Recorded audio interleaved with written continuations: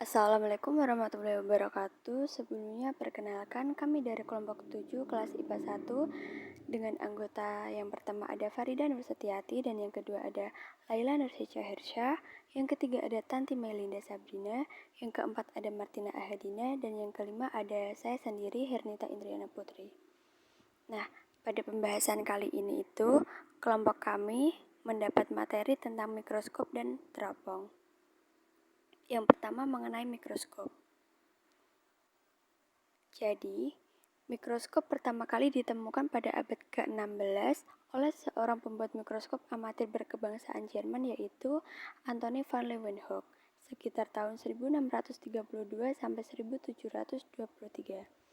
Mikroskop merupakan alat yang dapat menghasilkan bayangan dari benda. Jadi, apabila suatu benda itu diamati menggunakan mikroskop dia akan mempunyai bayangan yang lebih besar dari aslinya. Kemudian ada susunan mikroskop. Yang pertama ada lensa objektif. Lensa objektif ini berada di dekat objek, berfungsi untuk memperbesar bayangan benda. Terdapat 4 perbesaran yaitu 4 kali, 10 kali, 45 kali, dan 100 kali. Terus yang kedua ada tabung, yaitu bagian yang menghubungkan lensa okuler dengan lensa objektif. Yang ketiga ada lensa okuler yang berada dekat mata pengamat, berfungsi untuk memperbesar bayangan objek. Terdapat 3 perbesaran yaitu 5 kali, 10 kali, dan 15 kali. Yang keempat ada meja preparat, berfungsi untuk meletakkan objek atau preparat. Terus yang kelima ada kondensor, sebagai pengumpul sinar.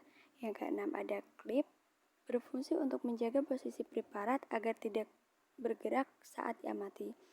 Terus yang ketujuh ada diafragma, berfungsi untuk mengatur intensitas cahaya yang masuk ke lensa objektif. Yang kedelapan ada revolver, berfungsi untuk mengatur perbesaran dan pengecilan lensa objektif.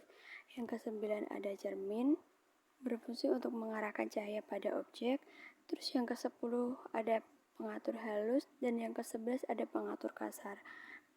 Kedua pengatur ini berfungsi untuk menaik turunkan tubus atau tabung sehingga posisi lensa objektif dapat bergeser menjauh atau mendekat terhadap preparat yang akan diamati. Yang ke-12 ada kaki mikroskop, berfungsi untuk menjaga dan menopang mikroskop, dan yang terakhir ada lengan mikroskop, berfungsi sebagai pegangan saat mikroskop dipindahkan atau dibawa. Selanjutnya adalah menerapkan sifat perambatan gelombang pada proses pembentukan bayangan mikroskop. Nah, perambatan merupakan salah satu sifat cahaya, di mana cahaya merambat lurus melewati satu medium perantara. Terus, penerapan perambatan cahaya pada mikroskop ini terjadi ketika cahaya yang dipantulkan oleh cermin merambat lurus pada preparat mikroskop dan terus merambat hingga masuk pada lensa objektif yang akan terus merambat hingga ke lensa okuler menuju ke mata pengamat. Perambatan ini akan terus terjadi selama tidak ada hambatan dalam perambatannya. Maksudnya tidak ada hambatan tidak ada sesuatu yang menghalangi perambatan cahaya itu. Nah, pada proses pembentukan bayangan pada mikroskop menerapkan sifat perambatan cahaya. Lalu rumus untuk mengetahui perbesaran total yang dihasilkan oleh mikroskop dapat ditulis dalam persamaan M total sama dengan MOB dikali MOK. Pada mata berakomodasi maksimum, M sama dengan SOB aksen per SOB dikali SN per FOK plus 1. D sama dengan SOB aksen dikali SOK. Lalu pada mata tidak berakomodasi, M-nya sama dengan SOB aksen per SOB dikali SN per FOK, dan D sama dengan SOB aksen dikali FOK. Setelah mikroskop kita ke teropong.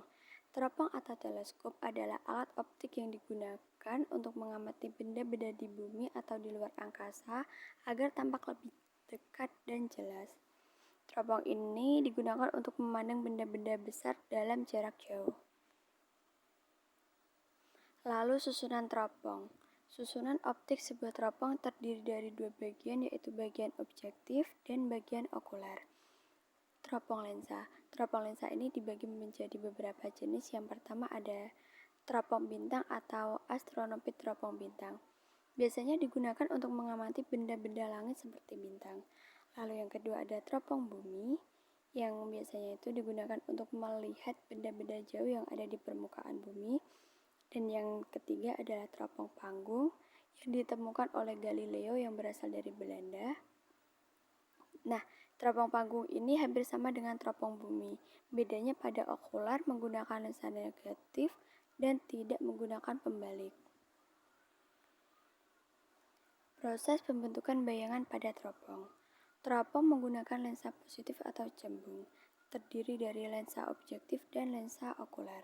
Sinar pembentukan bayangan pada teropong dapat dilakukan dengan dua cara, yaitu dengan mata berakomodasi maksimum dan mata tak terakomodasi.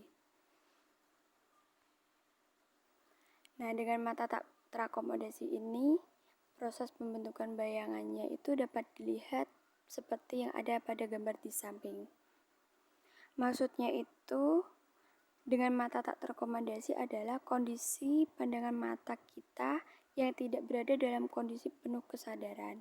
Lalu untuk syarat mata tak terakomodasi yaitu bayangan dibentuk oleh lensa okuler yang berada pada titik jauh mata atau S aksen OK sama dengan tak hingga, memenuhi persamaan SOK sama dengan FOK, M sama dengan FOB per FOK, D sama dengan FOB plus FOK.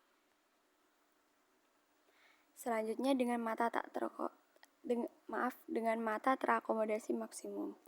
Nah, dengan mata terakomodasi maksimum itu maksudnya kondisi mata ketika melihat teleskop itu terbuka dengan lebar atau pandangannya itu fokus.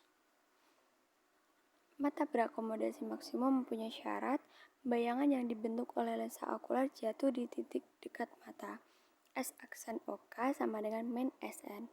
M sama dengan FOB per SOK. D sama dengan FOB dan SOK. Jadi, sekian presentasi dari kelompok kami. Kurang lebihnya mohon maaf. Wassalamualaikum warahmatullahi wabarakatuh.